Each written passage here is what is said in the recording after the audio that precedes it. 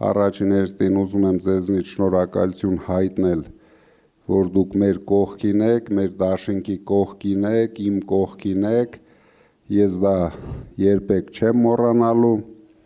միասին պայքարում ենք, միասին կարելի ասել պատերազմում ենք, որտեղ այս ընտրական պայքարը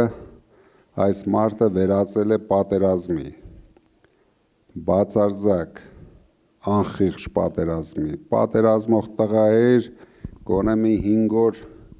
Ջերմուկում պատերազմ էր, Արցախում պատերազմ էր, հիմա ինքը պատերազմ է մեր ժողովրդի դեմ, ով հասկանում է իր արածները, ով դեմ է իր արածներին, միանգամից դուք տեսնում եք ինչ է անում, բայց ինչ կան ինքը անում է, մենք այդ կան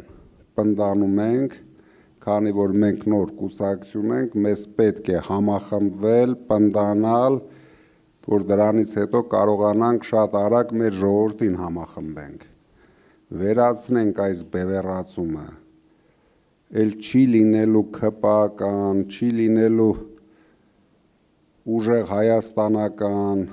և մյուս կուսակցությունները, դա ընդամենը ընտրական պայքար է, որը վերջանում է հունիսի 7-ին, դրանից հետո մենք բոլորս պետք է լինենք մի բռունցք դառած ժողովուրդ, ում գլխավոր խնդիրը պետք է լինի